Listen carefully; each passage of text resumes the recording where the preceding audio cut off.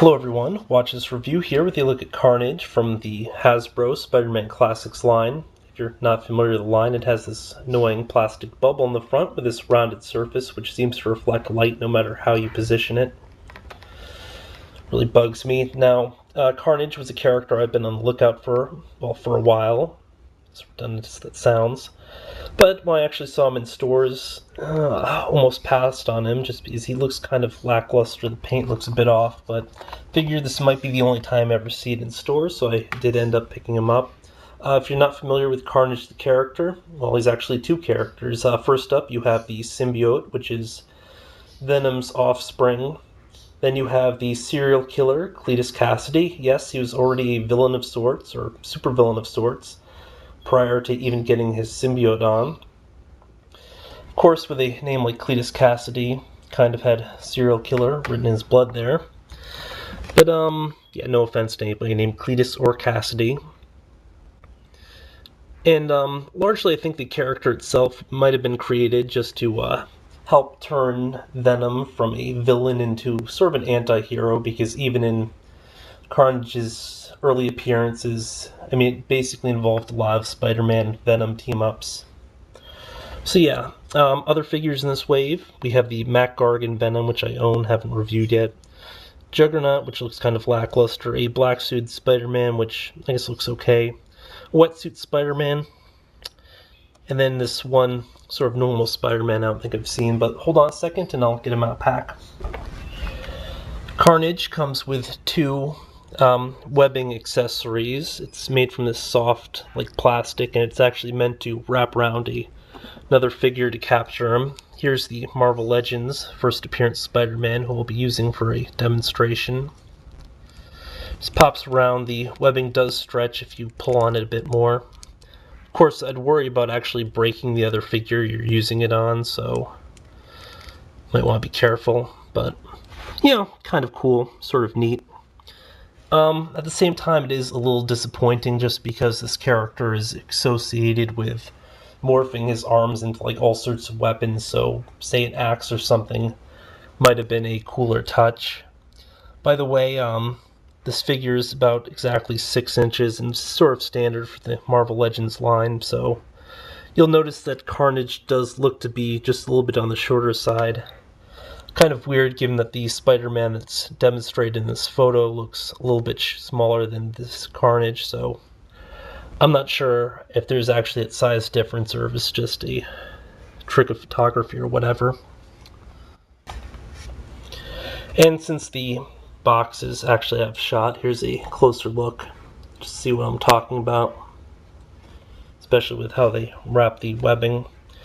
Now, when I mentioned that Carnage was disappointing, basically it's because his paint app is just really all over the place. Besides having excessive amounts of bleed in random places, you'll notice that the paint itself is multiple colors and all different sorts of reds. I mean, it's not even so much a case of like they really mix the red up in places all across the body, which again would have been kind of neat, but for the limbs they have this sort of darker shade of red, and then for the body it's this really bright red shade.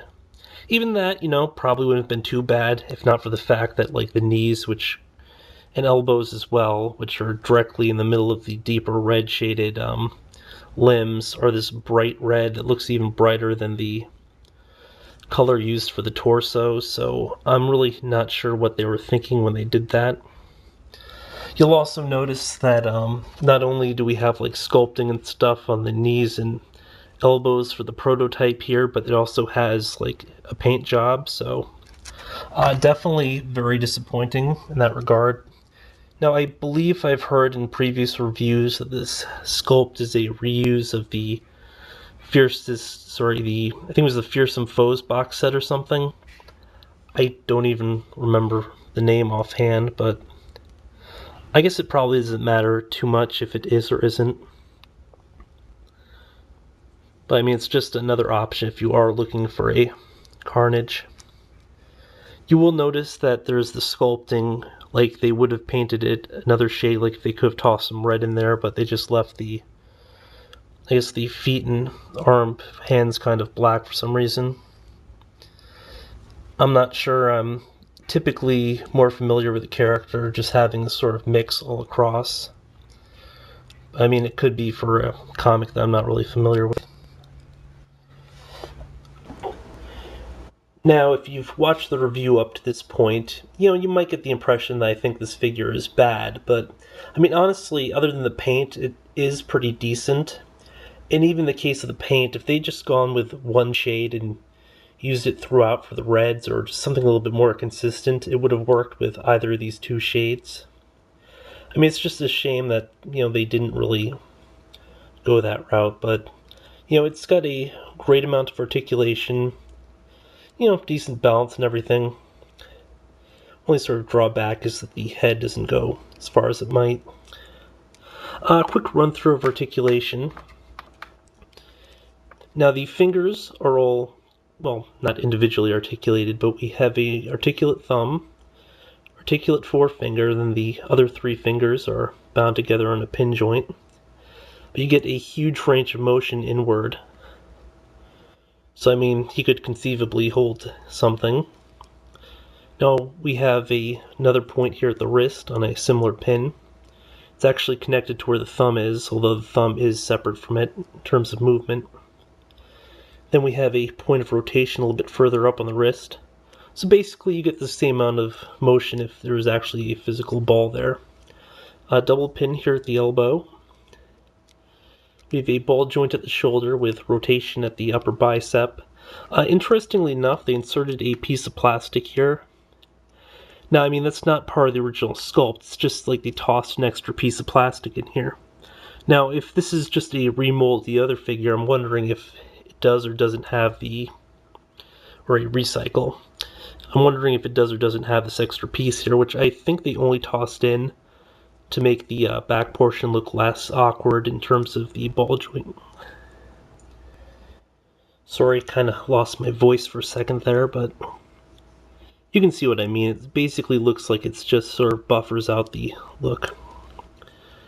Now the head is on a physical ball in addition to having like this, I think it's got like a rod or something there because we have a forward and back motion. Goo. In addition to having the usual full range of a ball joint. Only issue is because of the extreme neck sculpt, head can't go all the way up. It's not too big of an issue, and the other problem is it's just the I guess the rod portion is so loose that it'll just sort of pop back in with minimal pressure, but the other part works fine. Now we have a ab/diaphragm joint, full range. I really would have preferred if they'd gone with a torso joint instead. It's less obtrusive.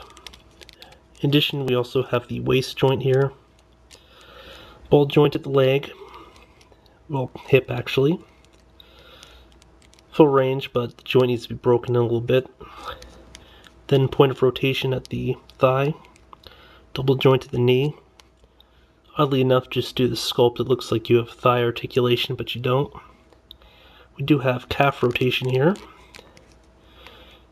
And that's what they do in lieu of putting like I guess the sort of ball and socket here at the ankle, because we only have a pin joint at the ankle, meaning no pivot, which I mean would have been nice, and then a pin jointed toe. So definitely a really neat range of articulation.